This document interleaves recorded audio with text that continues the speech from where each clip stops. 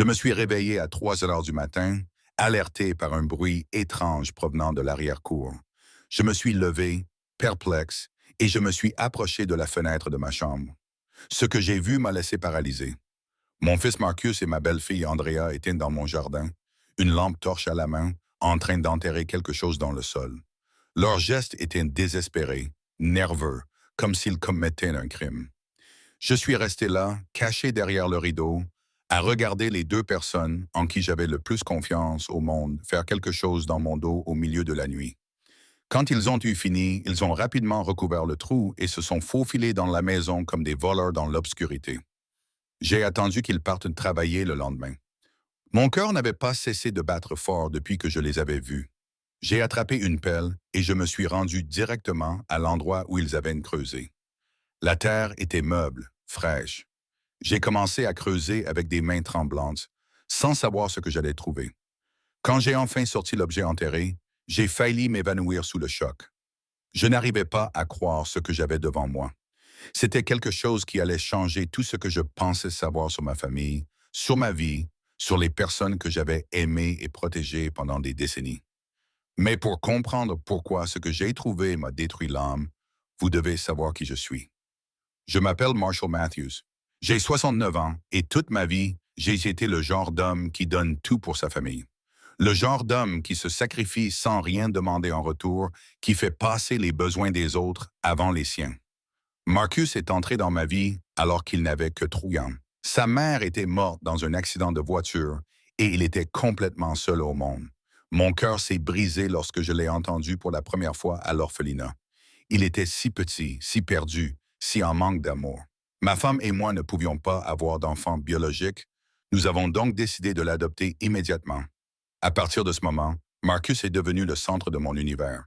Je lui ai donné tout l'amour que j'avais accumulé dans mon cœur de père frustré. Je l'ai élevé comme s'il était mon propre fils. Je l'ai protégé de tout danger. Je lui ai inculqué les meilleures valeurs que je pouvais lui enseigner. J'ai travaillé jour et nuit pour lui offrir la meilleure vie possible. Quand il a eu 18 ans, j'ai même mis ce ranch à son nom afin qu'il se sente pleinement intégré à la famille. Il y a 3 ans, il a épousé Andrea. Au début, je l'aimais bien. C'était une jeune femme polie et travailleuse qui semblait sincèrement aimer mon fils. Mais avec le temps, j'ai commencé à remarquer des choses étranges. De petites remarques irrespectueuses sur mon âge. Des suggestions selon lesquelles il était peut-être temps pour moi d'envisager de déménager dans une maison de retraite. Des regards complices avec Marcus quand il pensait que je ne les voyais pas. Ma femme s'est décédée il y a 5 ans, et depuis, je vis seul dans cette maison que nous avons construite ensemble. Un magnifique ranch à la périphérie de la ville, avec 3 acres de terrain et une maison de campagne qui vaut une fortune. Au cours de ces années de veuvage, Marcus et Andrea ont commencé à me rendre visite plus fréquemment. Au début, je pensais que c'était parce qu'ils s'inquiétaient pour moi, parce qu'ils voulaient prendre soin de leur père veuf. Comme j'étais naïf de croire que leurs intentions étaient pures. Maintenant, avec ce que j'ai trouvé enterré dans mon jardin, tout commençait à prendre sens de la manière la plus douloureuse qui soit. Au cours des dernières semaines, j'avais remarqué que Marcus semblait nerveux, agité. Andrea se comportait également de manière étrange, comme s'il complotait quelque chose derrière mon dos. Je les entendais chuchoter dans la cuisine, et quand j'entrais, ils changeaient immédiatement de sujet. Je les voyais examiner des papiers qu'ils cachaient rapidement lorsque je m'approchais. Cette nuit-là, quand je les ai vus enterrer quelque chose au milieu de la nuit, toutes les pièces du puzzle ont commencé à s'assembler de la manière la plus terrifiante qui soit. Mais ce que j'ai trouvé enterré a dépassé toutes mes pires craintes. Lorsque j'ai sorti cet objet de la terre et que j'ai vu ce que c'était vraiment, j'ai compris que les 2 personnes en qui j'avais le plus confiance au monde m'avaient trahi de la manière la plus ignoble et inimaginable qui soit. Ce que j'avais entre les mains était la preuve que tout ce que je croyais à propos de ma famille était un mensonge. Tout ce que j'avais construit au fil des décennies s'effondrait devant moi. Et ce n'était que le début du cauchemar qui allait suivre. Ce que j'ai trouvé enfoui dans ce trou, c'était des documents. Mais pas n'importe quel document. C'était des papiers que je gardais dans mon coffre-fort personnel. Des documents auxquels seul j'avais accès. Des papiers qui n'auraient jamais dû quitter ma chambre. Mon testament d'original, les titres de propriété du ranch, ma police d'assurance vie et, plus troublant encore, une lettre que j'avais écrite 2 ans auparavant, adressée à un avocat, dans laquelle j'exprimais mes soupçons sur le comportement étrange de Marcus et Andrea. Mes mains ont tremblé lorsque j'ai reconnu mon écriture dans cette lettre. Une lettre que je n'avais jamais envoyée, que je gardais comme exutoire personnel, dans laquelle j'écrivais que je commençais à sentir que Marcus ne me considérait plus comme son père, mais plutôt comme un obstacle, un vieux fardeau qui se dressait entre lui et mon héritage. Maintenant, je comprenais tout.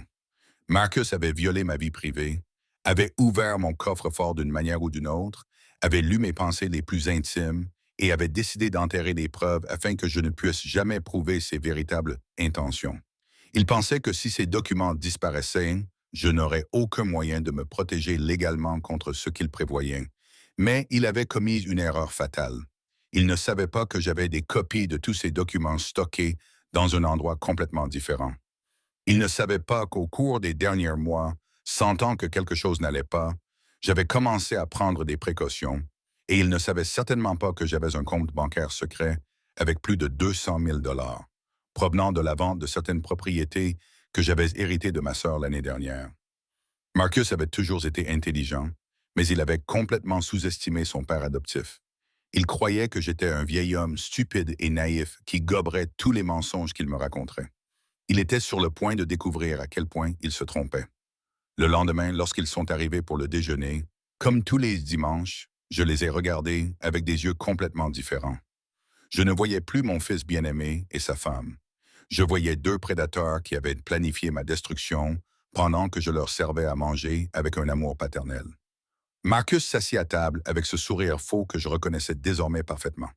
Andrea ne prit même pas la peine de dissimuler son mépris. Elle se servit le ragoût que j'avais préparé avec tant de soin, comme si c'était son droit, comme si j'étais son domestique gratuit. Papa, commença Marcus d'une voix mielleuse, Andrea et moi avons réfléchi à ta situation ici, au ranch. Cette maison est trop grande pour quelqu'un de ton âge qui vit seul. Les frais d'entretien doivent te ruiner financièrement. Andrea acquiesça avec une fausse inquiétude. Oui, Marshall. De plus, vivre dans un tel isolement n'est pas bon pour toi. Tu devrais être entouré de personnes de ton âge, dans un endroit où tu peux bénéficier des soins médicaux dont tu as besoin. Leurs paroles étaient comme des poignards empoisonnés. Ils parlaient de mon avenir comme si j'étais un fardeau, comme si mon bien-être était un inconvénient qu'ils devaient résoudre. Mais le plus douloureux était leur attitude, la façon dont ils faisaient semblant de s'inquiéter pour moi, alors qu'en réalité, ils voulaient seulement se débarrasser de moi. Et que proposez-vous? Demandai-je d'une voix calme, même si à l'intérieur, je me sentais submergé par la rage et la douleur.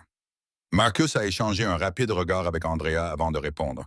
Eh bien, nous avons trouvé de très bonnes maisons de retraite en ville, des endroits où tu pourrais socialiser, où tu aurais des activités, des soins médicaux 24 heures sur 24, et bien sûr, a ajouté Andrea avec ce sourire venimeux, nous nous occuperions de vendre le ranch pour payer toutes ces dépenses. Tu n'aurais plus jamais à te soucier de rien sur le plan financier. Leur plan était là, exposé sans aucune honte. Ils voulaient me placer dans une maison de retraite et garder ma propriété. Ils voulaient que je vende ma maison, l'endroit où j'avais été heureux avec ma femme, où j'avais élevé Marcus, où j'avais tous mes souvenirs les plus précieux. Et si je ne veux pas quitter ma maison? Demandai-je en restant calme, même si je sentais mon cœur bondir dans ma poitrine. Le masque de Marcus commença à se fissurer. Son sourire devint tendu, forcé. Papa, ne sois pas têtu. Tu n'es plus tout jeune. Un accident peut arriver. Et si tu tombes et que personne ne te trouve pendant des jours? Et si tu as un problème de santé et que tu es complètement seul? De plus, Andrea intervint d'une voix plus dure. L'entretien de ce ranch coûte une fortune. Les impôts, l'entretien, les services publics. Ta pension de veuf ne suffit pas pour tout cela. Tu vis au-dessus de tes moyens. C'était incroyable de voir comment ils avaient calculé chaque argument pour me faire sentir comme un fardeau économique et émotionnel, comme si mon existence était un problème qui nécessitait une solution immédiate, comme si faire ce qu'ils voulaient était la seule option logique. J'ai besoin de temps pour réfléchir, leur ai-je finalement dit. Marcus a frappé du poing sur la table et, pour la première fois, j'ai vu son vrai visage. Le visage d'un homme frustré parce que sa victime ne se comportait pas comme il l'avait prévu. Du temps pourquoi, papa? Pour continuer à être têtu. Tu n'as plus 20 ans Tu ne peux pas prendre des décisions comme si tu allais vivre éternellement. Marcus a raison, a ajouté Andrea d'une voix tranchante. À ton âge, les décisions importantes devraient être prises par des personnes plus jeunes, mieux préparées, qui comprennent vraiment comment fonctionnent les finances et la planification de l'avenir. Leurs paroles m'ont frappé comme des gifles. Ils me traitaient comme si j'étais une personne sénile, incapable de prendre soin de ma propre vie, comme si mon âge était synonyme d'incapacité mentale, comme si le fait d'être plus âgé me privait automatiquement du droit de décider de mon propre avenir. Mais ce qui m'a le plus blessé, c'est que cela venait de Marcus, le garçon que j'avais élevé comme mon propre fils, à qui j'avais donné tout mon amour, tous mes efforts, toutes mes ressources. Le garçon pour lequel j'avais sacrifié ma jeunesse, mon temps, mes propres rêves. Cette nuit-là, après leur départ, je suis resté éveillé jusqu'à très tard, repassant chaque mot de cette conversation, chaque geste irrespectueux, chaque regard calculateur, chaque phrase destinée à me faire sentir petit et inutile. C'est alors que j'ai pris la décision la plus importante de ma vie. S'ils voulaient jouer sale, je leur apprendrais comment jouer vraiment à ce jeu. Mais ils n'avaient aucune idée de la personne à qui ils avaient affaire. Au cours des jours suivants, Marcus et Andrea ont intensifié leur campagne psychologique contre moi. C'était comme s'ils avaient interprété mon silence comme une faiblesse, comme un signe que je cédais à leurs exigences. Ils ne se doutaient pas que chaque mot venimeux qu'ils me lançaient ne faisait que renforcer ma détermination à les détruire complètement. Le mardi matin, Andrea est arrivée à l'improviste avec des brochures à la main. Elle les a déposées sur ma table de cuisine comme s'il s'agissait d'ordres militaires auxquels je devais obéir sans discuter. Écoute, Marshall, j'ai déjà fait toutes les recherches pour toi. Voici les 3 meilleurs endroits que j'ai trouvés. Ils proposent des activités pour les seniors, les repas sont compris, et ils disposent d'un service médical permanent. Il y a même un salon de beauté à l'intérieur. Elle parlait de ces prisons pour personnes âgées comme si elle m'offrait des vacances dans un hôtel de luxe, comme si m'enfermer entre 4 murs avec d'autres personnes âgées abandonnées par leur famille était le grand prix que j'avais attendu toute ma vie. C'est un peu cher, a-t-elle poursuivi avec une fausse inquiétude. Mais ne t'inquiète pas pour ça. Dès que nous aurons vendu le ranch, tu auras assez d'argent pour payer plusieurs années à l'avance. En fait, il restera largement assez pour que Marcus et moi puissions t'aider à couvrir tes éventuelles dépenses supplémentaires. Son effronterie m'a laissé sans voix. Non seulement ils voulaient me voler ma maison, mais ils avaient l'audace de parler comme s'ils me faisaient une faveur, comme si garder l'argent de la vente faisait naturellement partie du processus de prise en charge de ma personne. Et où allez-vous vivre pendant ce temps? Demandai-je d'une voix neutre. Andrea sourit avec cette expression que je connaissais déjà très bien. Le sourire de quelqu'un qui croit avoir déjà gagné la partie. Eh bien, évidemment, nous resterons ici jusqu'à ce que la propriété soit vendue. Quelqu'un doit s'occuper de la maison, la garder présentable pour les acheteurs potentiels. Marcus va prendre un congé pour se consacrer entièrement à la vente. Bien sûr, le plan parfait. Me chasser de ma propre maison pendant qu'il s'installe comme nouveau propriétaire et vivre confortablement à mes frais, tandis que je pourris dans une maison de retraite payée avec l'argent de ma propriété. De plus, ajouta-t-elle d'une voix plus dure, cette maison a besoin de nombreuses réparations avant de pouvoir être vendue à bon prix. Le toit fuit, le revêtement extérieur est vieux, le jardin est négligé. Il faudra un investissement considérable pour la remettre en état. C'était incroyable de voir comment elle était passée d'une feinte préoccupation paternelle à une critique ouverte de ma maison. La maison que j'avais maintenue impeccable pendant des décennies était désormais, selon elle, un désastre qui nécessitait son intervention salvatrice. Ce soir-là, Marcus est arrivé avec une attitude complètement différente. Il ne prétendait plus être le fils aimant, inquiet pour son père. Son masque était complètement tombé. « Papa, arrête de compliquer les choses. Andrea et moi avons pris une décision. La semaine prochaine, tu vas visiter les 3 endroits qu'elle a sélectionnés et tu vas en choisir un. Ce n'est pas une suggestion, c'est ce qui va se passer. » Son ton était celui de quelqu'un qui donne des ordres à un employé rebelle. Il ne prenait même plus la peine d'utiliser des mots doux ou de faux arguments. C'était de la pure imposition, de la pure intimidation. Et si je refuse, ai-je demandé, alors que l'enregistreur tournait déjà dans ma poche. Marcus s'est approché de moi avec une expression qui m'a effrayé. Dans ses yeux, j'ai vu quelque chose que je n'avais jamais vu auparavant. Un mépris absolu. du mépris pour l'homme qui l'avait élevé, qui avait tout sacrifié pour lui. Tu ne refuseras pas, papa. Parce qu'à ton âge, vivant seul dans cette grande maison, beaucoup d'accidents peuvent arriver. Les escaliers sont dangereux pour une personne âgée. Les sols peuvent être glissants. Les médicaments peuvent facilement être confondus. Ces mots étaient des menaces à peine voilées.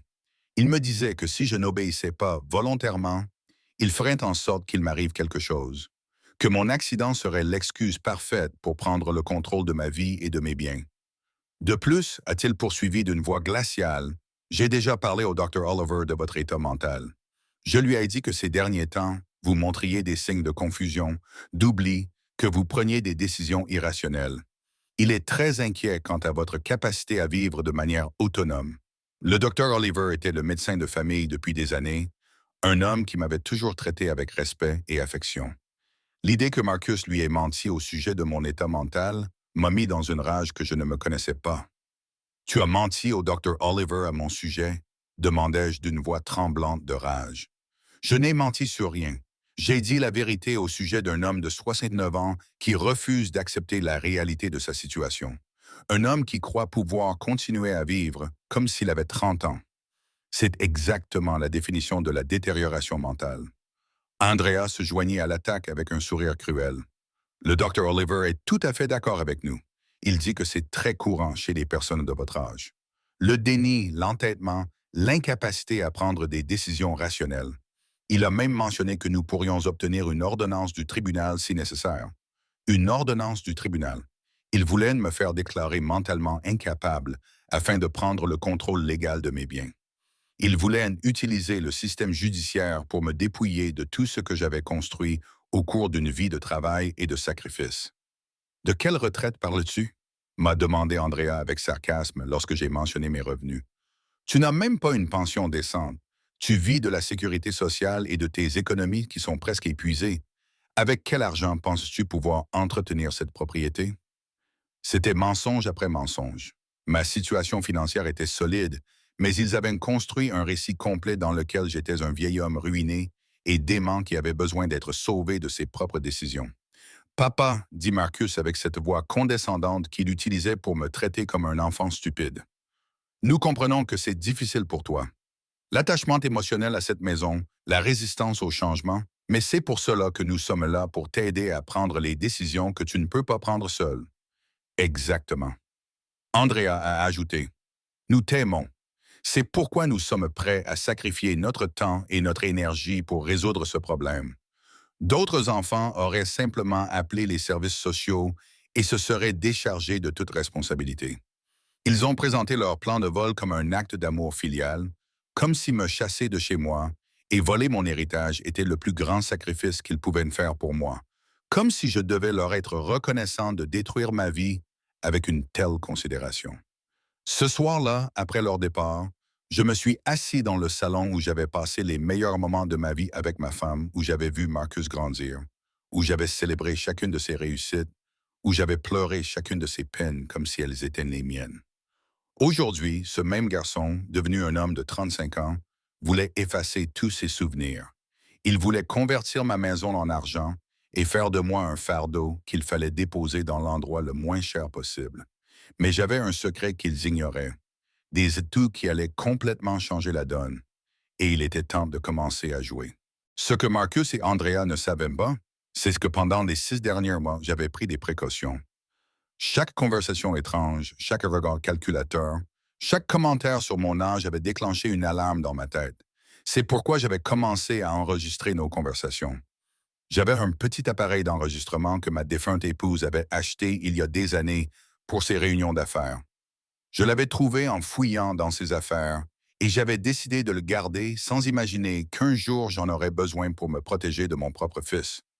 Au cours des dernières semaines, chaque fois que Marcus et Andrea venaient me rendre visite, j'activais discrètement l'enregistreur. J'avais des heures d'enregistrement où leurs plans pour voler ma maison étaient parfaitement clairs, leurs menaces voilées, leurs mensonges sur mon état mental et, surtout, leurs véritables sentiments à mon égard. Mais ce n'était pas tout. Le mois précédent, sentant que quelque chose de grave se préparait, j'avais consulté un autre avocat que celui que j'avais toujours eu, un avocat que Marcus ne connaissait pas, dans une ville voisine.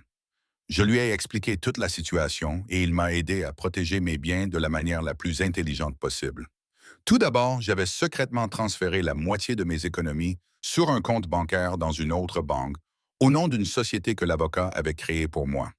Ensuite, j'avais modifié mon testament, léguant tout à une fondation caritative, à l'exception d'une petite somme pour Marcus. Enfin, j'avais préparé une déclaration sous serment détaillant les menaces et le plan de vol qu'ils avaient élaboré à mon encontre. J'avais également quelque chose d'autre qu'ils n'avaient jamais soupçonné. Il y a 8 mois, ma sœur cadette était décédée sans enfant, me laissant comme seul héritier une propriété dans la capitale d'une valeur de plus de 500 000 dollars. J'avais décidé de garder cet héritage secret, sentant qu'un jour j'en aurais besoin comme carte de sortie. Cette propriété était déjà en cours de rénovation discrète. Un appartement de luxe dans le centre-ville, avec une sécurité 24 heures sur 24, des services médicaux à proximité et, surtout, loin des griffes de Marcus et Andrea. Le vendredi matin, Marcus est arrivé avec des papiers à la main et une attitude encore plus agressive que la semaine précédente. Il ne faisait même plus semblant d'être courtois. Il me traitait comme si j'étais un rebelle qu'il fallait maîtriser par la force. Papa, assez joué. J'ai apporté les formulaires d'inscription pour les 3 maisons de retraite. Tu vas les remplir tout de suite et lundi, nous commencerons les visites. Il n'y a pas à discuter. Il jeta les papiers sur la table comme s'il s'agissait de mon arrêt de mort. Des formulaires qui me demandaient mes antécédents médicaux, mes revenus, mes biens, ma famille responsable. Tout ce qui était nécessaire pour me cataloguer comme un fardeau social devant être institutionnalisé. Et si je refuse de signer, ai-je demandé, alors que l'enregistreur tournait déjà dans ma poche, Marcus s'est approché de moi avec une expression qui m'a glacé le sang. Tu ne refuseras pas, papa. Parce que si tu refuses, demain, j'appelle les services sociaux et je leur parle de ta détérioration mentale, de ton refus de manger, de ton oubli de prendre tes médicaments, de tes hallucinations récentes. Des hallucinations? Ai-je demandé, incrédule. Oui, papa. Comme la fois où tu m'as dit que tu avais vu maman dans le jardin ou quand tu as insisté pour dire que j'avais fouillé dans tes affaires. Des comportements clairement psychotiques qui nécessitent une attention médicale immédiate. C'était brillant. Il transformait mes moments de nostalgie pour ma femme décédée et mes soupçons justifiés sur son comportement en symptômes de démence. Il créait un faux historique de maladie mentale qu'il utiliserait pour me retirer tous mes droits. Andrea est entrée dans la cuisine à ce moment-là, comme s'ils avaient coordonné leur performance. Marshall, j'ai déjà parlé au directeur de Hope Village. C'est la plus belle maison de retraite des 3. Elle dispose de jardins, d'activités récréatives et même d'un salon de beauté. Tu pourrais t'y installer la semaine prochaine si tu le souhaitais. La semaine prochaine, me suis-je exclamé. Oui, a répondu Marcus avec impatience. Nous avons déjà perdu trop de temps avec tes caprices. Andrea et moi avons des projets. Nous avons une vie à vivre. Nous ne pouvons pas continuer à gaspiller nos week-ends à venir ici pour te convaincre de l'évidence. Voilà la vérité nue. J'étais un inconvénient qui perturbait leur projet de vie. Un vieil homme gênant qui se dressait entre eux et leur confort. Il ne faisait même plus semblant de se soucier de mon bien-être. De plus, a ajouté Andrea avec cruauté, à Hope Village, tu seras avec des gens de ton âge, des gens qui comprennent ce que c'est que d'être vieux, ce que c'est que de ne servir à rien d'autre qu'à gêner les autres. Ces mots étaient comme des gifles. Elle me disait directement que je ne servais plus à rien, que ma seule fonction dans la vie était de disparaître discrètement pour ne pas déranger les jeunes gens productifs. C'est tout ce que je vaux pour toi, demandai-je d'une voix étranglée. Un vieil homme qui ne sert qu'à gêner. Marcus soupira d'exaspération, comme s'il était épuisant d'avoir à expliquer la réalité à une personne stupide. Papa, il ne s'agit pas de ce que tu vaux. Il s'agit d'être réaliste. Tu as 69 ans. Ton corps n'est plus le même. Ton esprit n'est plus le même. Il est naturel que tu aies besoin d'une aide spécialisée.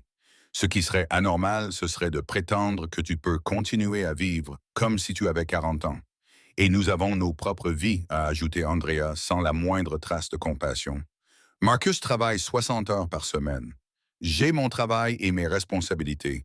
Nous ne pouvons pas continuer à venir ici chaque semaine pour nous occuper de quelqu'un qui refuse d'accepter l'aide dont il a besoin. C'était incroyable de voir comment ils avaient réussi à renverser la situation. Ceux qui étaient venus cambrioler ma maison se présentaient désormais comme des victimes sacrifiées qui perdaient leur temps à essayer d'aider un vieil homme têtu et ingrat. Et que se passera-t-il si je ne veux pas quitter ma maison? Demandai-je en insistant sur le mot ma. La réaction de Marcus fut explosive. Il frappa la table si fort que les verres sautèrent. Assez. J'en ai assez de vos caprices. Cette maison est trop grande pour vous. Point final. Les dépenses sont trop élevées pour votre misérable pension. Point final. Votre santé mentale se détériore. Point final. Soit vous signez ces papiers de votre plein gré, soit je les signerai avec une ordonnance du tribunal vous déclarant incompétent. Marcus a raison. Andrea intervint d'une voix glaciale. Nous avons été assez patients avec toi. D'autres enfants t'auraient fait interner de force il y a des mois, mais nous te donnons la possibilité de le faire avec dignité. Avec dignité. Ils voulaient que je les remercie de m'avoir volé ma maison avec dignité. Ils voulaient que je me réjouisse du fait qu'ils détruisaient ma vie de manière civilisée. Et si je vous disais que je n'ai pas de problème financier, ai-je demandé, et si je vous montrais que je peux parfaitement entretenir cette propriété? Marcus a ri sarcastiquement. Avec quel argent, papa? Ton compte bancaire contient moins de 10 000 $. Les taxes sur cette propriété s'élèvent à 4 000 $ par an. L'entretien de Bassaz coûte au moins 2 000 $ par an. Les services publics, encore 200 $. Ta pension est de 800 $ par mois. Où est-ce le calcul qui te permet de l'entretenir? Il était évident qu'il avait enquêté sur mes finances, probablement en accédant illégalement à mes informations bancaires, mais il ne savait rien de mon compte secret, ni de l'héritage de ma sœur, ni des investissements que j'avais faits avec l'avocat. Papa, dit-il avec cette voix condescendante que je détestais déjà de toute mon âme, nous comprenons qu'il est difficile d'accepter que vous ne puissiez plus prendre soin de vous-même, mais c'est pour cela que nous sommes là, pour prendre les décisions difficiles que vous ne pouvez plus prendre. C'était la goutte d'eau qui faisait déborder le vase. Voir mon fils adoptif, que j'avais élevé avec tant d'amour, me traiter comme si j'étais un invalide mental, m'a donné la force dont j'avais besoin pour exécuter mon plan. Très bien, ai-je finalement dit. Vous avez raison. Il est peut-être temps pour moi de prendre ma retraite définitive. Marcus et Andrea ont échangé un sourire triomphant. Ils pensaient que j'avais enfin cédé, qu'ils avaient brisé ma résistance. Ils ne se doutaient pas que je venais de leur déclarer la guerre. Je prends ma retraite. C'est définitif. Ai-je répété d'une voix ferme, voyant leur visage s'illuminer d'une satisfaction malveillante. Ils pensaient avoir gagné. Ils ne savaient pas que je venais de déclencher la phase la plus dévastatrice de ma contre-attaque. Le même après-midi, après leur départ, alors qu'ils célébraient leur prétendue victoire, j'ai appelé mon avocat. Jack, il est temps de mettre le plan à exécution. Je veux que tout ce que nous avons préparé soit activé demain. Le lendemain, tôt le matin, une entreprise de déménagement est arrivée chez moi. Ils étaient discrets, professionnels, et en quelques heures, ils ont emballé tous mes biens les plus précieux, mes bijoux, mes documents importants, mes souvenirs de famille, tout ce qui comptait vraiment pour moi. Ils ont tout envoyé directement à mon nouvel appartement dans la capitale. Je me suis ensuite rendu à la banque où j'avais mon compte secret. J'ai retiré 50 000 $ en espèces, l'argent dont j'aurais besoin pour les prochains mois pendant que je mettrais ma vengeance à exécution. Marcus et Andrea pensaient que j'étais un vieil homme sans ressources. Ils allaient découvrir à quel point ils se trompaient. Mon nouvel appartement dans la capitale était spectaculaire. 2 chambres, 2 salles de bain, une cuisine moderne, un balcon avec vue sur la ville, une sécurité 24 heures sur 24, et surtout, il était à mon nom sous une société que Marcus ne pourrait jamais retrouver. C'était ma forteresse secrète, ma base d'opération pour la guerre qui allait commencer.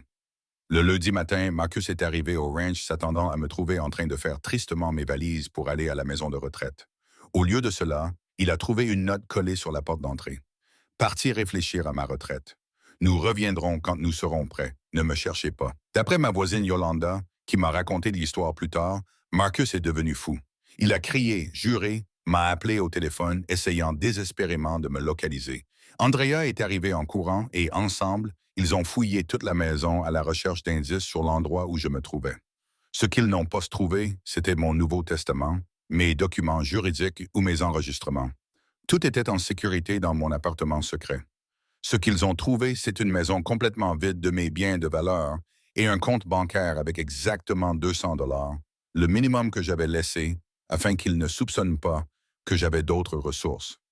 Pendant 3 jours, Marcus m'a appelé de manière obsessionnelle sur mon téléphone portable. Au début, avec cette voix douce et inquiète qu'il utilisait lorsqu'il voulait me manipuler. Papa, nous sommes très inquiets. Où es-tu? Est-ce que tu vas bien? Rentre à la maison, nous pouvons discuter de tout cela. Comme je ne répondais pas à ses appels, et le ton est radicalement changé. Les messages vocaux sont devenus agressifs, menaçants. Papa, c'est ridicule. Tu as 69 ans. Tu ne peux pas te promener comme un adolescent rebelle. Reviens immédiatement ou nous appelons la police. Le 4e jour, j'ai décidé de répondre à l'un de ses appels. Ma voix semblait fatiguée, abattue, exactement comme je le voulais. Marcus, mon fils, tu as raison. Je ne peux pas continuer à fuir la réalité. Je suis dans un hôtel bon marché ici en ville, dépensant le peu d'économie qui me reste. Je n'en peux plus. Dans quel hôtel es-tu? Nous venons te chercher tout de suite, répondit-il avec soulagement. Non, ne venez pas. Demain, je retournerai au ranch, mais j'ai besoin que tu me promettes quelque chose. J'ai besoin d'une semaine supplémentaire pour dire au revoir à ma maison, pour digérer émotionnellement ce qui se passe. Une semaine et ensuite je signerai tous les papiers que tu veux. Marcus accepta immédiatement. Une semaine semblait être un prix très modique à payer pour enfin obtenir ce qu'il voulait. Il ne savait pas que cela suffirait à détruire complètement sa vie. Le vendredi, je suis retourné au ranch, mais pas seul. Je suis arrivé dans un taxi de luxe, vêtu de vêtements coûteux que j'avais achetés dans la capitale, les cheveux coiffés par un professionnel et avec une attitude complètement différente. Je n'étais plus le vieil homme vaincu qu'ils avaient humilié pendant des mois. Marcus et Andrea m'attendaient dans un salon, les papiers de la maison de retraite prêts sur la table. Leurs expressions triomphantes ont disparu lorsqu'ils m'ont vu entrer. Quelque chose dans ma posture, dans mon énergie, leur a fait comprendre que quelque chose avait fondamentalement changé. Papa, tu as l'air différent, a dit Marcus avec un certain soupçon. Je me sens différent, ai-je répondu avec un sourire que je n'avais pas montré depuis des mois. J'ai eu le temps de réfléchir, de méditer sur ma vie, sur mes décisions, sur les personnes qui m'aiment vraiment. Andrea a froncé les sourcils. Que veux-tu dire par là? Je veux dire que pendant ces derniers jours, je me suis souvenu de quelque chose de très important. Je me suis souvenu de qui je suis vraiment. Je ne suis pas le vieil homme inutile et brisé que tu veux me faire croire. Je suis Marshall Matthews, propriétaire de 2 biens immobiliers, avec un compte en banque bien garni et un réseau de contacts que tu ne peux même pas imaginer. J'ai vu leur visage pâlir tandis qu'ils assimilaient mes paroles. Marcus s'est levé brusquement. De quoi parles-tu? Quels 2 biens immobiliers? Quel compte en banque bien garni? J'ai sorti de mon portefeuille un document que j'avais préparé spécialement pour ce moment.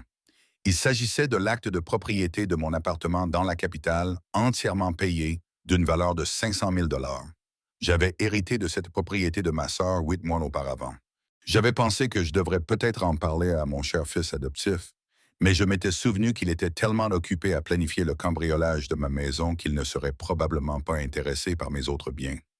Le mot « adoptif » les frappa comme une gifle. Marcus était paralysé, essayant de comprendre comment j'avais pu découvrir les documents qu'il avait enterrés, comment j'avais pu découvrir qu'il essayait de cacher son véritable statut juridique dans la famille. « Comment?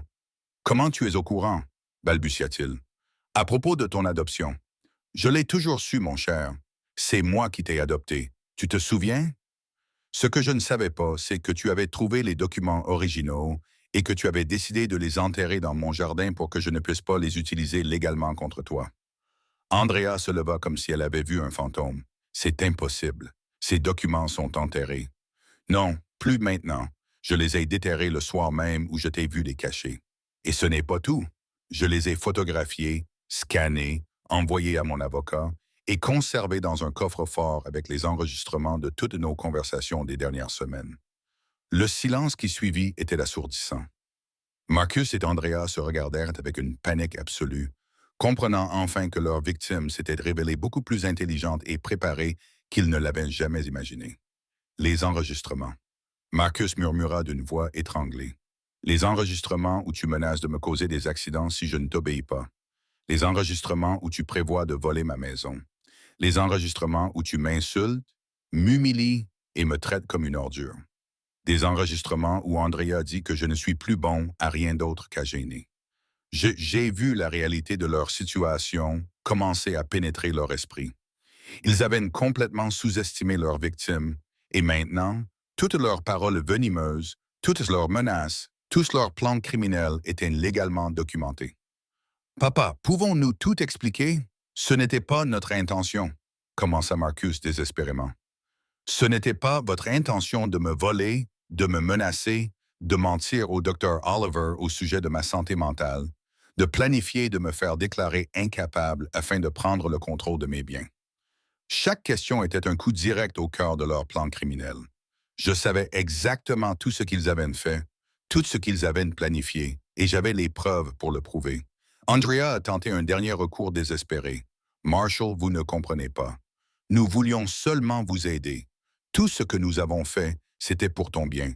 J'ai ri d'un rire qui n'était pas sorti de ma gorge depuis des mois. Un rire sincère, libérateur, puissant pour mon propre bien. Voler ma maison, c'est pour mon bien. M'enfermer dans une maison de retraite contre ma volonté, c'est pour mon bien. Mentir sur ma santé mentale, c'est pour mon bien. Marcus a essayé de s'approcher de moi, McKinnon, mais quelque chose dans mon expression l'a arrêté net. Je ne suis plus l'homme que vous pensiez pouvoir manipuler, ai-je dit d'une voix ferme. Maintenant, je suis votre cauchemar. Notre cauchemar. Papa, tu exagères, a dit Marcus, essayant de reprendre le contrôle de la situation, mais sa voix tremblait. Assieds-toi. Parlons comme des adultes civilisés, ai-je répété avec ironie. Comme quand tu m'as menacé d'accident dans les escaliers, ou comme quand ta femme m'a dit que je ne servais plus à rien d'autre qu'à gêner. J'ai sorti mon téléphone et j'ai appuyé sur Play pour lancer l'un des enregistrements. La voix de Marcus a rempli la pièce. À ton âge, vivant seul dans cette grande maison, beaucoup d'accidents peuvent arriver. Les escaliers sont dangereux pour une personne âgée. J'ai vu Marcus s'effondrer sur le canapé, entendant ses propres paroles menaçantes reproduites avec une clarté parfaite. Andrea est devenu pâle comme un neige. Dois-je continuer? Ai-je demandé avec un sourire qui les a fait trembler. J'ai appuyé à nouveau sur Play. Cette fois, c'était la voix d'Andrea. Vous serez avec des personnes de votre âge, des personnes qui comprennent ce que c'est que d'être vieux, ce que c'est que de ne servir à rien d'autre qu'à gêner. C'est illégal, a balbutié Andrea. Vous ne pouvez pas enregistrer des conversations privées sans notre consentement. Illégal? J'ai ri. Chérie, je suis chez moi. Je peux enregistrer tout ce que je veux. Mais tu sais ce qui est illégal? Menacer une personne âgée pour lui voler ses biens. Mentir à un médecin pour faire déclarer quelqu'un mentalement incapable. Marcus s'est levé brusquement. Son masque de fils aimant avait complètement disparu. Que veux-tu? De l'argent, c'est tout. Dis-nous combien tu veux pour oublier tout ça. De l'argent? M'écriai-je incrédule.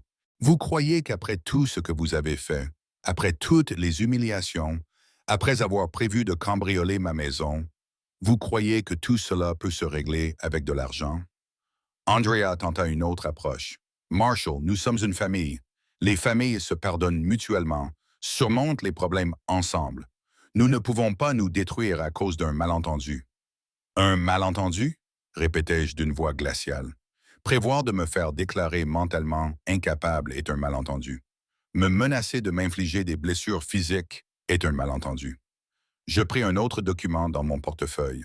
C'était une copie du rapport que mon avocat avait préparé, détaillant tous les éléments juridiques constitutifs de maltraitance envers une personne âgée que Marcus et Andrea avaient commis.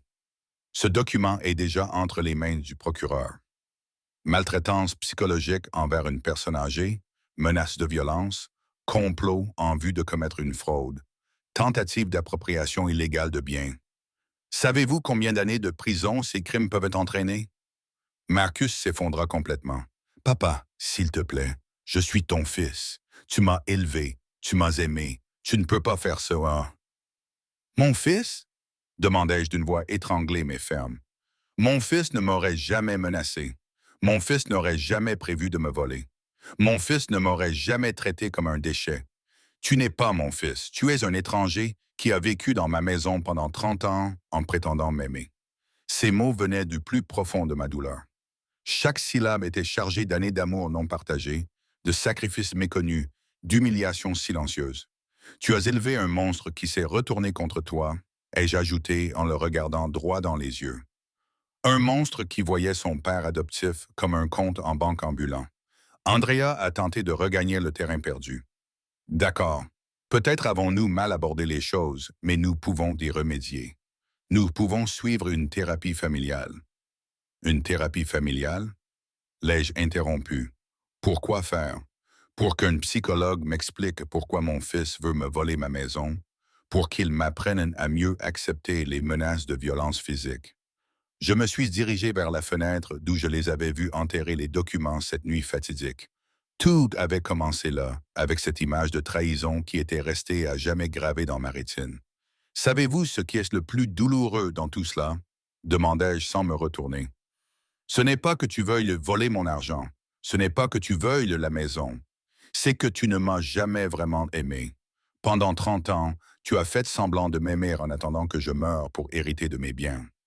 Ce n'est pas vrai, protesta faiblement Marcus. Je me tournai vers lui avec une expression qui le fit reculer. Ce n'est pas vrai. Alors explique-moi pourquoi tu ne me rends jamais visite par amour, mais seulement quand tu as besoin de quelque chose. Explique-moi pourquoi toutes tes conversations tournent autour de mon âge, de mes limites, de mon inutilité. Explique-moi pourquoi ta première réaction quand je t'ai dit que j'étais seul a été de réfléchir à la manière de profiter de ma vulnérabilité. Le silence qui suivit fut dévastateur. Ils n'avaient pas de réponse, car ils savaient que chaque mot que j'avais prononcé était absolument vrai. De plus, ai-je poursuivi d'une voix plus dure, il y a autre chose que vous ignorez. Le Dr. Oliver n'a jamais cru vos mensonges sur mon état mental. J'ai vu Marcus pâlir, comprenant les implications. C'est vrai, je suis allé le voir en personne. Je lui ai montré les enregistrements où vous prévoyez d'utiliser vos mensonges pour me faire déclarer incompétent. Il est furieux. Un médecin respecté dont vous vouliez utiliser la réputation professionnelle pour valider vos mensonges criminels. Marcus s'est levé, titubant. Que lui avez-vous dit? La vérité. Que mon fils adoptif et sa femme avaient planifié une fraude juridique en utilisant son nom et sa réputation. Que vous aviez menti sur ma santé mentale afin d'obtenir de faux documents médicaux que vous utiliseriez au tribunal. Le docteur Oliver était en effet furieux lorsque je lui ai tout raconté, non seulement à cause des mensonges, mais aussi parce qu'ils avaient tenté de faire de lui un complice involontaire d'une fraude juridique. Le docteur Oliver a déjà déposé un rapport corrigeant toutes les fausses informations que vous lui avez fournies, ai-je poursuivi. De plus, il a fourni une évaluation médicale complète, confirmant que je suis parfaitement capable, mentalement et physiquement, de gérer mes propres affaires. Andrea s'est mise à pleurer, mais ce n'étaient pas des larmes de repentir. C'étaient des larmes de panique lorsqu'elle a réalisé que tous leurs mensonges s'effondraient simultanément. Marshall, s'il te plaît, pouvons-nous arranger ça? Pouvons-nous vous rendre tout ce que nous vous avons pris? Me rendre quoi? L'ai-je interrompu. Allez-vous me rendre la dignité que vous m'avez enlevée? Allez-vous me rendre les nuits de sommeil que j'ai perdues à m'inquiéter de vos menaces?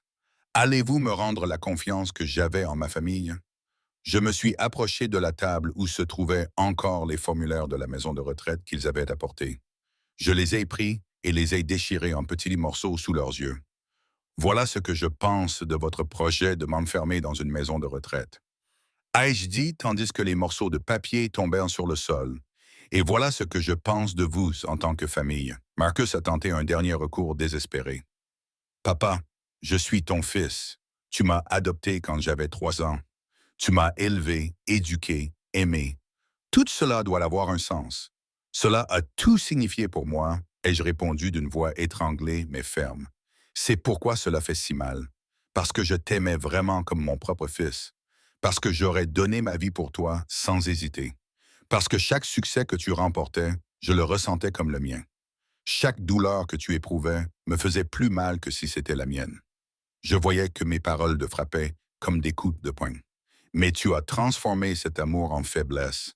Tu as utilisé mon affection paternelle pour me manipuler. Tu as interprété ma générosité comme de la stupidité.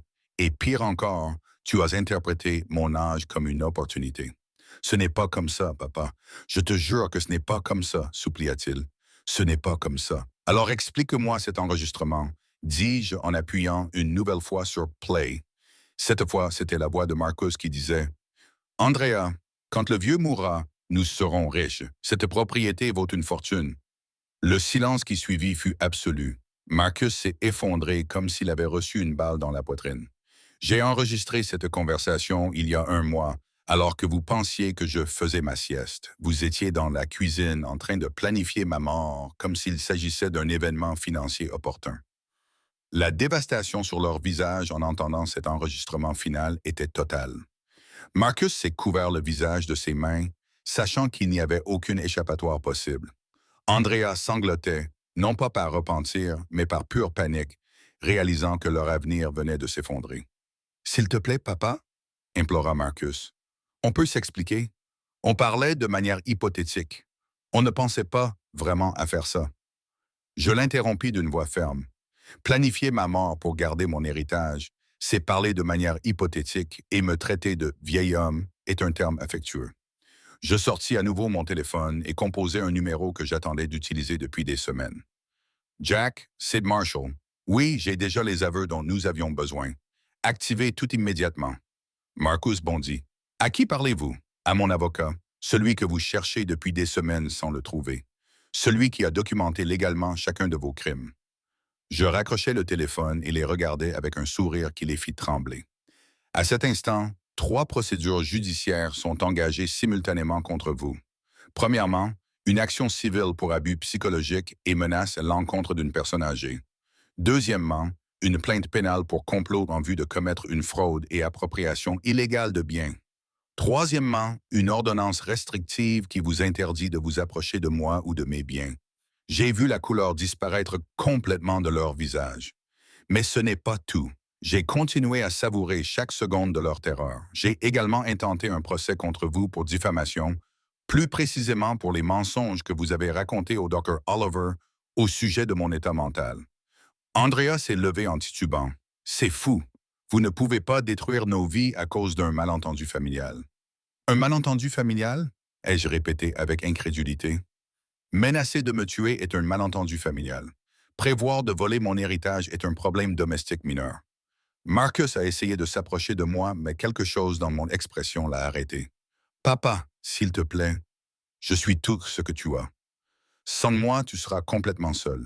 Ces mots m'ont touché, mais pas comme il l'espérait. Elles m'ont fait mal parce qu'elles révélaient à quel point il me connaissait peu. Seul, j'ai ri d'un rire qui semblait libérateur. Tu penses qu'être loin des gens qui me détestent et veulent me voler, c'est être seul? Pour la première fois depuis des années, je me sens accompagné. Accompagné par ma dignité, par mon amour-propre, par ma force. D'ailleurs, ai-je ajouté en sortant un autre document, je ne suis pas seul du tout. J'ai de vrais amis, des gens qui m'apprécient sincèrement, des gens qui n'ont jamais vu mon âge comme une opportunité commerciale. Le document était une lettre de recommandation du club de lecture que j'avais commencé à fréquenter dans la capitale. Des gens de mon âge qui étaient devenus de vrais amis, qui appréciaient ma compagnie sans arrière-pensée. Tu sais quelle est la différence entre mes vrais amis et toi? Ai-je demandé. Ils sont heureux quand j'arrive. Vous êtes heureux quand je pars. Ils apprécient de ma compagnie. Vous supportez mon existence, Watson. Ils me considèrent comme une personne précieuse. Vous me considérez comme un compte bancaire ambulant. Marcus s'effondra sur le canapé, comprenant enfin qu'il avait perdu tout contrôle sur la situation. Que voulez-vous que nous fassions? Demanda-t-il d'une voix abattue. Que je veux que vous fassiez, répétai-je pensivement. Je veux que vous quittiez ma maison immédiatement et que vous ne reveniez jamais. Je veux que vous rendiez les copies des clés que vous avez. Je veux que vous emportiez toutes vos affaires avant midi. Et ensuite, demanda Andrea d'une voix étranglée, vous devrez faire face aux conséquences juridiques de vos actes. Vous devrez expliquer à un juge pourquoi vous avez menacé un homme de 69 ans. Tu vas expliquer à un procureur pourquoi tu as prévu de voler mes biens. Tu vas expliquer à un jury pourquoi tu as considéré ma mort comme une opportunité financière. J'ai vu comment la réalité de leur situation a commencé à pénétrer complètement leur esprit. Il n'y avait pas d'échappatoire, pas de négociation, aucun moyen de transformer cela en un malentendu familial. Mais il y a autre chose, ai-je ajouté avec un sourire qui les a fait pâlir encore plus. Parmi mes nouveaux amis du club de lecture, il y a une journaliste à la retraite qui travaillait pour le principal journal de la capitale. Elle a trouvé votre histoire absolument fascinante. Marcus a bondi. Que voulez-vous dire? Je veux dire que l'histoire d'un fils adoptif qui menace et prévoit de voler son père adoptif fera la une des journaux dimanche prochain. Le fils qui voulait tuer le père qu'il avait sauvé de l'orphelinat. Voilà un titre très accrocheur. Vous ne trouvez pas? Andrea a commencé à hyperventiler. Vous ne pouvez pas faire ça. Marcus a un travail, une réputation. Je travaille dans une école. Cela détruira nos carrières. Vos carrières? Me suis-je exclamé avec une fausse surprise. Vous vous inquiétez pour vos carrières. Vous ne vous êtes pas inquiété pour ma vie lorsque vous avez planifié mes accidents. Vous ne vous êtes pas inquiété pour mon bien-être lorsque vous avez prévu de m'enfermer dans une maison de retraite contre ma volonté. Marcus a tenté un dernier recours désespéré. Papa, nous pouvons quitter le pays. Nous pouvons disparaître et ne plus jamais vous déranger. Mais s'il vous plaît, ne détruisez pas nos vies publiquement. Quittez le pays, gérer comme des fugitifs, c'est votre grande solution. Fuir comme des criminels. S'il te plaît, supplia Andrea, nous sommes jeunes, nous pouvons changer, nous pouvons tirer les leçons de cette expérience. Jeune, ai-je répété avec ironie. Marcus a 35 ans, vous avez 32 ans. Vous n'êtes pas des adolescents qui ont fait une farce. Vous êtes des adultes qui ont systématiquement planifié le vol et l'abus d'un homme âgé. Je me suis dirigé vers la porte d'entrée et l'ai ouverte en grand. Vous avez exactement 5 minutes pour quitter ma propriété. Si vous ne le faites pas volontairement, j'appellerai la police et vous ferai arrêter pour intrusion. Marcus s'est approché de moi, les larmes aux yeux. Papa, tu m'as élevé, je t'aimais. Non, l'ai-je interrompu d'une voix ferme. Je t'ai élevé, je t'aimais.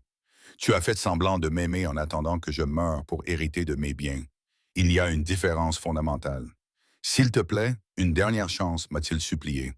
Une dernière chance pourquoi? Pour me menacer plus subtilement, pour me voler plus discrètement, pour planifier ma mort plus minutieusement. Andrea a essayé de m'enlacer, mais j'ai immédiatement reculé. Ne me touche pas. Tu n'as pas le droit de me toucher. Tu as perdu ce droit lorsque tu as décidé de considérer mon corps comme un obstacle entre toi et mon argent. Marcus ramassa les papiers de la maison de retraite que j'avais déchirés et les regarda avec désespoir, comme s'ils étaient son dernier lien avec le plan qui s'était effondré. Sais-tu ce qui est le plus ironique dans tout cela? Demandai-je en les regardant rassembler leurs affaires. Si vous m'aviez simplement aimé sincèrement, si vous m'aviez traité avec respect et affection, je vous aurais tout laissé volontairement à ma mort. Mais votre cupidité vous a tellement aveuglé que vous avez détruit la seule chose qui aurait pu vous donner ce que vous vouliez. La vérité de ces mots les a frappés comme un coup de marteau. Ils ont réalisé que leur propre avarice avait détruit la possibilité d'obtenir légitimement ce qu'ils désiraient tant. Maintenant, dis-je en regardant ma montre, vous avez 3 minutes et demie pour quitter ma propriété avant que j'appelle la police. Je les regardais quitter ma maison comme les criminels qu'ils étaient, traînant leurs affaires et leur dignité détruite. Lorsque Marcus se retourna pour me regarder une dernière fois depuis la porte, ce qu'il vit dans mes yeux lui fit comprendre que l'homme qui l'avait élevé, aimé et protégé pendant 30 ans était mort à jamais pour lui. Au revoir, Marcus, ai-je dit d'une voix définitive. Puisses-tu avoir la vie que tu mérites? Et j'ai fermé la porte. Une semaine plus tard, Marcus a tenté un dernier recours désespéré. Comme il ne pouvait plus me contacter directement en raison de l'ordonnance restrictive, il a décidé de faire quelque chose qui démontrait clairement qu'il n'avait rien appris de tout ce qui s'était passé.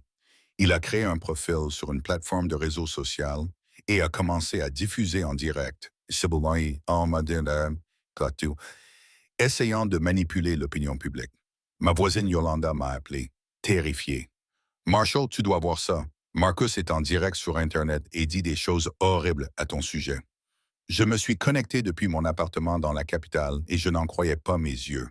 Il était là, assis dans ce qui semblait être un appartement bon marché, les yeux rougis par les larmes, parlant devant la caméra d'une voix étranglée. Mon père adoptif est devenu fou, a-t-il déclaré, de fausses larmes coulant sur ses joues. L'homme qui m'a élevé, qui m'a aimé pendant 30 ans, m'accuse maintenant de choses terribles que je n'ai jamais faites. Son âge affecte son esprit et il ne reconnaît plus la réalité. Les commentaires en direct ont commencé à se remplir de messages de soutien. Pauvre garçon, les personnes âgées deviennent parfois paranoïaques. Cela doit être très douloureux de voir son père dans cet état. Marcus a continué sa performance parfaite. Andrea et moi voulions seulement l'aider. Nous avons vu qu'il ne pouvait plus prendre soin de lui-même dans cette grande maison, qu'il dépensait de l'argent qu'il n'avait pas pour entretenir une propriété qui le dépassait physiquement. Nous voulions seulement qu'il soit en sécurité, pris en charge par des personnes spécialisées. Mais lorsque nous lui avons suggéré quelques options pour des endroits où il pourrait être mieux, il a tout interprété comme si nous étions des criminels. Maintenant, il dit que nous l'avons menacé, que nous voulons le voler, que nous prévoyons de lui faire du mal. C'est déchirant de voir comment son esprit fabrique ses fantasmes paranoïaques. Les commentaires se sont multipliés. Ton père est malade, mon fils. La démence sénile est terrible. Tu devrais lui trouver une aide médicale. Marcus a continué à alimenter le récit.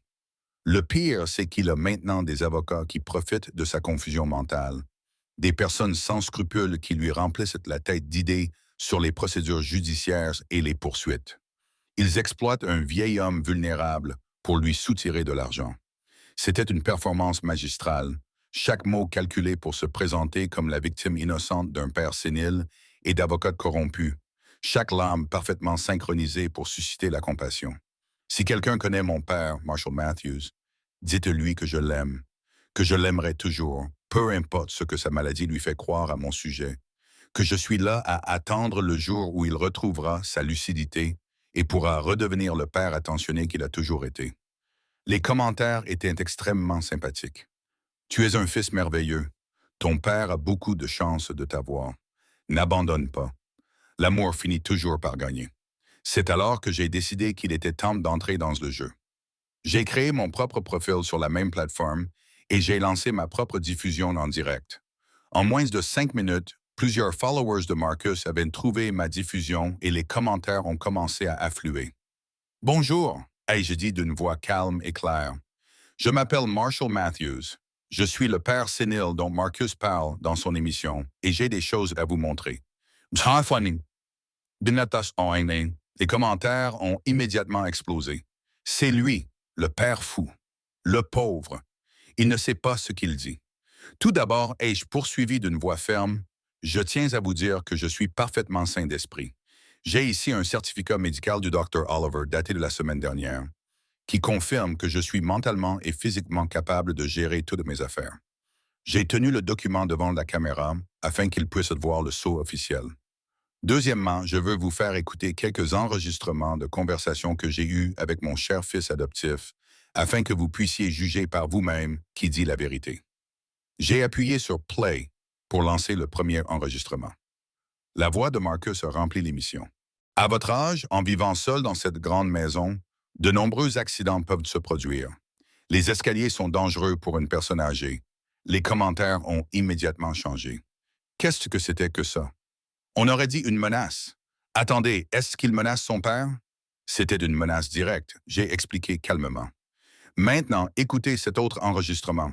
J'ai diffusé l'enregistrement où Marcus disait « Quand le vieil homme mourra, nous serons riches. Cette propriété vaut une fortune. » Les commentaires ont alors été assourdissants. Puis des messages complètement différents ont commencé à apparaître. Mon Dieu, quel fils horrible. Il prévoyait de le voler. J'ai des heures d'enregistrement comme ceux-ci, ai-je poursuivi. Des conversations où il prévoit de me faire déclarer mentalement incapable, où il discute de la manière de vendre ma propriété, où il me désigne comme le vieil homme et planifie ma mort comme un événement financier opportun. Et les commentaires sont devenus une avalanche d'indignation contre Marcus. Quel monstre!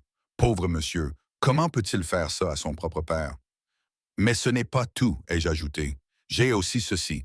J'ai montré devant la caméra les photos des documents que Marcus avait enterrés dans mon jardin. Ce sont des photos de documents juridiques que mon fils a volés dans mon coffre-fort personnel et enterrés dans mon jardin à 3 heures du matin. Des documents qu'il prévoyait d'utiliser pour me faire déclarer incapable et prendre le contrôle de mes biens. Les commentaires étaient furieux. Appelez la police immédiatement. Ce type est un criminel. Pauvre homme, quel cauchemar. Et enfin, ai-je dit avec un sourire, je veux vous montrer quelque chose que Marcus ignore que je possède. J'ai brandi devant la caméra l'acte de propriété de mon appartement dans la capitale. Il s'agit d'un bien immobilier dont j'ai hérité il y a 8 mois et qui vaut 500 000 $. Musique. Marcus n'était pas au courant de cet héritage lorsqu'il a décidé de voler ma maison principale. Il s'avère que le vieil homme sénile incapable de prendre soin de lui-même possède 2 propriétés et un compte bancaire dont il n'avait jamais soupçonné l'existence. Les commentaires ont explosé. Quel rebondissement! Ce monsieur est plus intelligent que son fils. Marcus est un idiot en plus d'être un criminel. Oh, ai-je ajouté avec désinvolture. Je suis également copropriétaire de 3 entreprises locales que j'ai achetées avec une partie de mon héritage. Il s'avère que ce pauvre vieillard qui devait être enfermé dans une maison de retraite possède des actifs dépassant le million de dollars. L'émission est devenue virale en temps réel. Les commentaires affluaient si vite qu'il était impossible de les lire, mais le ton était unanimement favorable à mon égard et condamnait Marcus. Pour finir, j'ai dit, en regardant directement la caméra, je veux envoyer un message à mon cher fils adoptif qui regarde certainement cette émission. Marcus, tu as dit que ton père était devenu fou. Tu avais raison. Je suis devenu fou en acceptant pendant 30 ans d'être traité sans respect. Je suis devenu fou en sacrifiant mon bien-être pour quelqu'un qui ne voyait ma mort que comme une opportunité commerciale. J'ai fait une pause dramatique, mais j'ai maintenant retrouvé ma raison. Et avec cette raison vient la détermination de m'assurer que tu subiras toutes les conséquences juridiques de tes actes. Les documents que j'ai présentés au procureur comprennent tous ces enregistrements. Lundi matin, tu seras arrêté pour maltraitance envers une personne âgée, menace de violence et complot en vue de commettre une fraude. Les commentaires étaient une célébration. Justice, arrêtez-le. Tu es un guerrier, Marshall. À tous ceux qui regardent, ai-je poursuivi? Je veux que vous sachiez que nous, les personnes âgées, ne sommes pas des victimes sans défense qui attendent d'être exploitées. Nous pouvons être intelligents, préparés et, si nécessaire, nous pouvons être absolument impitoyables pour défendre notre dignité. J'ai terminé l'émission avec plus de 50 000 téléspectateurs et des milliers de commentaires de soutien. En moins d'1 heure, des extraits de mon émission étaient partagés sur tous les réseaux sociaux. Marcus avait tenté de détruire ma réputation publiquement, mais il avait obtenu exactement le contraire. Sa propre émission était devenue une source de moquerie. Les commentaires sur sa vidéo étaient désormais complètement différents. Menteur, ton père te détruit. Quelle honte! Marcus avait perdu la guerre numérique de manière spectaculaire. Sa tentative de manipuler l'opinion publique était devenue son humiliation la plus absolue. Le lundi matin, exactement comme je l'avais promis dans mon émission virale, Marcus a été arrêté dans son appartement. Les images ont été diffusées dans tous les journaux télévisés locaux. Le fils qui avait tenté de voler et de maltraiter son père adoptif était menotté sous le regard méprisant de ses voisins. Andrea a également été arrêtée sur son lieu de travail. L'école où elle enseignait l'a immédiatement suspendue lorsqu'elle a appris les accusations. Une enseignante accusée d'avoir planifié des abus sur des personnes âgées n'était pas exactement l'image qu'elle souhaitait projeter. Mais la véritable justice est arrivée 3 mois plus tard. Lors du procès public, le procureur a monté un dossier accablant en utilisant tous mes enregistrements, les documents cachés, le témoignage du Dr. Oliver et les mensonges documentés qu'ils avaient racontés sur mon état mental. Le jour où j'ai témoigné a été le moment le plus satisfaisant de tout ce cauchemar. Je suis entré dans la salle d'audience, vêtu d'un élégant tailleur bleu marine que j'avais acheté spécialement pour l'occasion, portant une mallette contenant toutes les preuves de mes véritables actifs et avec ma dignité entièrement restaurée. Marcus était assis à la table des accusés, méconnaissable par rapport à l'homme qui croyait contrôler ma vie. Il avait perdu du poids, avait de profondes cernes sous les yeux, et son costume bon marché ne pouvait cacher le désespoir qu'il dégageait. Lorsque le procureur m'a demandé de relater les faits, j'ai parlé d'une voix claire et ferme. Chaque mot que j'ai prononcé a résonné dans cette salle comme un marteau de justice. Pendant des mois, les accusés ont élaboré un plan systématique pour me dépouiller de mes biens et de ma liberté. J'ai commencé.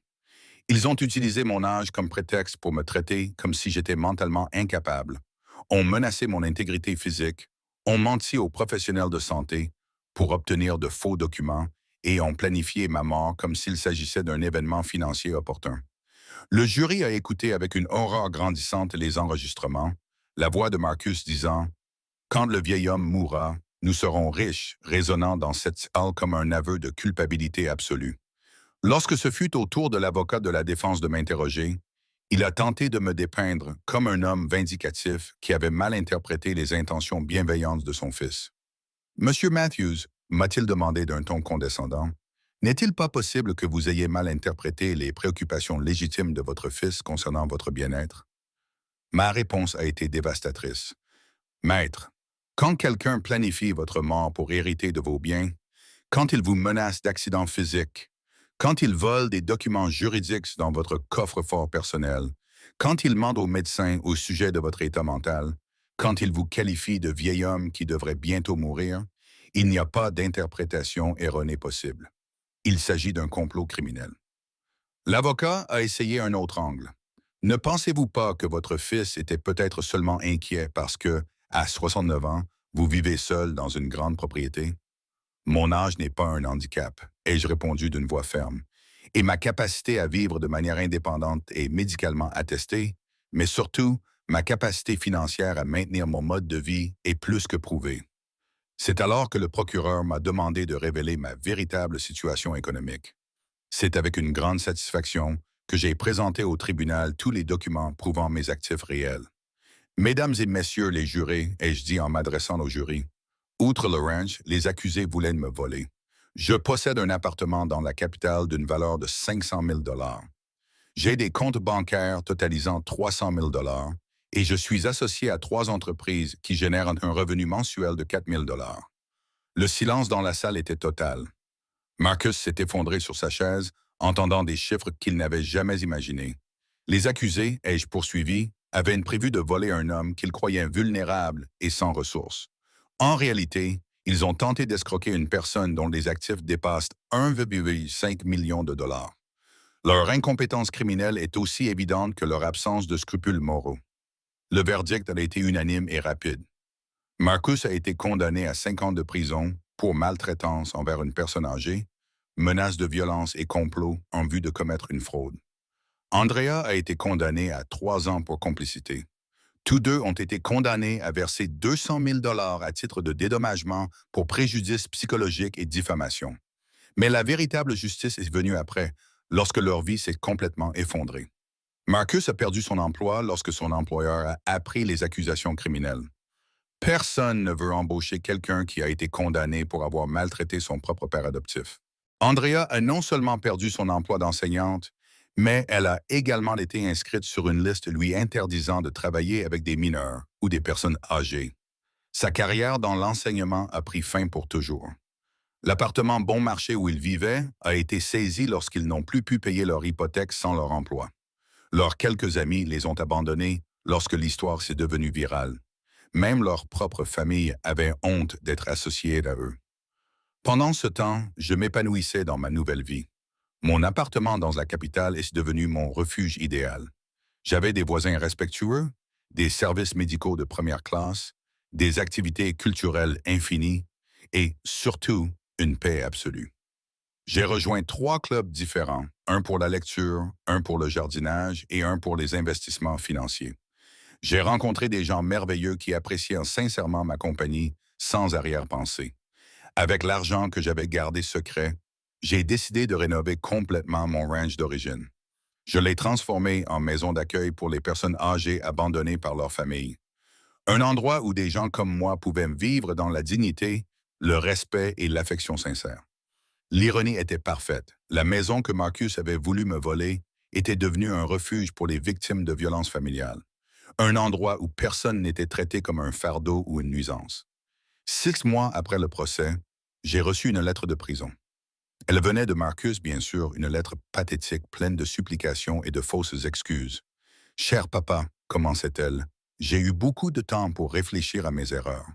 Je me rends compte que j'ai mal interprété la situation, que j'ai peut-être été trop insistant pour que tu déménages, mais tout venait de l'amour, du désir de te protéger. Chaque ligne était plus manipulatrice que la précédente. Il essayait de réécrire l'histoire, de transformer ses menaces criminelles en malentendus familiaux. Je sais que tu peux trouver dans ton cœur le pardon pour ton fils qui a commis des erreurs, mais qui t'a toujours aimé. Quand je sortirai d'ici, je veux reconstruire notre relation. Je veux montrer que je suis le fils que je mérite d'être. La lettre se terminait par une supplication désespérée. S'il te plaît, viens me rendre visite. J'ai besoin de te voir. J'ai besoin que vous sachiez que tout cela n'était qu'un terrible malentendu que nous pouvons surmonter ensemble. Ma réponse fut simple et définitive. Je lui ai envoyé une seule ligne. Les monstres ne méritent pas de seconde chance. Je n'ai plus jamais eu de contact avec lui. Aujourd'hui, 1 an après cette nuit-là, où je les ai vus enterrer des documents dans mon jardin, je mène la vie la plus épanouissante et la plus satisfaisante que j'ai eue depuis des décennies. J'ai de vrais amis, des projets qui m'enthousiasment, une sécurité financière et quelque chose que je n'avais pas eu depuis des années. Un respect absolu pour moi-même. Ma maison d'hôte accueille 12 personnes âgées qui ont été maltraitées par leur famille. Chaque histoire est différente, mais elles ont toutes un point commun. Des enfants, petits-enfants ou proches qui ont vu leur âge comme une opportunité plutôt que comme une source de sagesse. Cette expérience m'a appris quelque chose de fondamental. Le véritable amour ne nous oblige pas à nous détruire pour les autres. La gentillesse ne signifie pas tolérer les abus. Et se protéger n'est pas de l'égoïsme, c'est de la survie. Je ne regrette pas d'avoir adopté Marcus. Je regrette seulement de ne pas avoir compris plus tôt que la gentillesse ne doit jamais se pratiquer au prix de l'autodestruction, que donner de l'amour ne signifie pas renoncer à sa dignité, et qu'être père ne signifie pas être une victime. Aujourd'hui, j'ai 70 ans et je ne me suis jamais senti aussi puissant, aussi respecté, aussi vivant. Marcus pensait que mon âge était ma faiblesse. Il s'est avéré être ma force la plus dévastatrice, car un vieil homme qui n'a plus rien à perdre est la force la plus dangereuse de l'univers. Si vous avez aimé mon histoire, vous pouvez me soutenir en laissant un super merci. Ainsi, je pourrai écrire beaucoup d'autres histoires comme celle-ci. Merci beaucoup d'avance. Et vous, que feriez-vous à la place de cette personne? Je veux vraiment connaître votre opinion. Alors, écrivez-la ici dans les commentaires. Je suis toujours curieux de savoir ce que vous pensez.